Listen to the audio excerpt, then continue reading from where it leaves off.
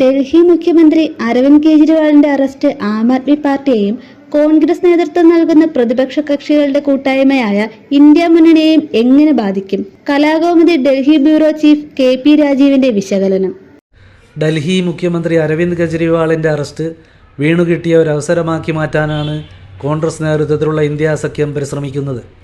India സഖ്യത്തെ ഒറ്റക്കെട്ടായി നിർത്താൻ കെജ്രിവാളിന്റെ അറസ്റ്റ് കാരണമായി മാറിയെന്ന് പറഞ്ഞാൽ അതിൽ ഒട്ടും അതിശയോക്തിയില്ല. രാഹുൽ ഗാന്ധി കെജ്രിവാളിന്റെ കുടുംബാംഗങ്ങളെ സന്ദർശിക്കാനെത്തുമെന്ന് കോൺഗ്രസ് പാർട്ടി പ്രഖ്യാപിച്ചു കഴിഞ്ഞു. രാജ്യത്തെ എല്ലാ പ്രതിപക്ഷ പാർട്ടികളും അറസ്റ്റിനെ ശക്തമായി അപലപിച്ചിട്ടുണ്ട്.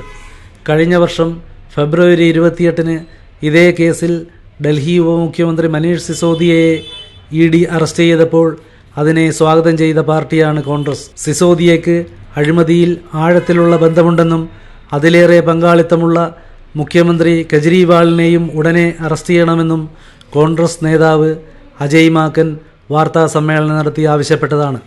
അത്തരമൊരു സാഹചര്യത്തിൽ നിന്ന് മാറിയാണ് ഈ പാർട്ടികളിപ്പോൾ ഒറ്റക്കെട്ടായി BJPയെ നേരിടുന്നത്. കെജ്രിവാളിൻ്റെ അറസ്റ്റ് ലോക്സഭാ തെരഞ്ഞെടുപ്പിൽ വലിയ സഹതാപ തരംഗത്തിന് കാരണമാകുമെന്ന് കോൺഗ്രസ് നേതാക്കൾ പറയുന്നു.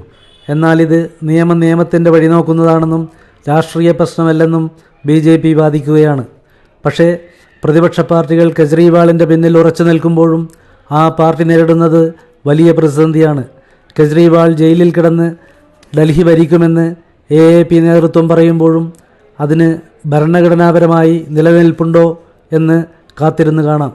AAPയുടെ തന്നെ മനീഷ് സിസോദിയയ്ക്കും സത്യേന്ദർ ജെയിനും ഇതേ കേസിൽ ജയിലിൽ കിടക്കേണ്ടി വന്നപ്പോൾ രാജിവെക്കേണ്ടി വന്നതും നമുക്ക് മുമ്പാകെയുണ്ട്.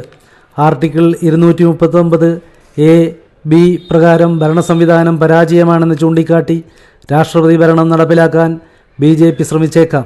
ഇതിനെല്ലാം ഉപരി ആം ആദ്മി പാർട്ടി ലോക്സഭാ തെരഞ്ഞെടുപ്പിൽ നേതാവിൻ്റെ കീഴിൽ തെരഞ്ഞെടുപ്പിനെ നേരിടുമെന്ന് പാർട്ടിക്ക് മുമ്പിലുള്ള വലിയ ചോദ്യചിഹ്നമായി മാറുകയാണ്.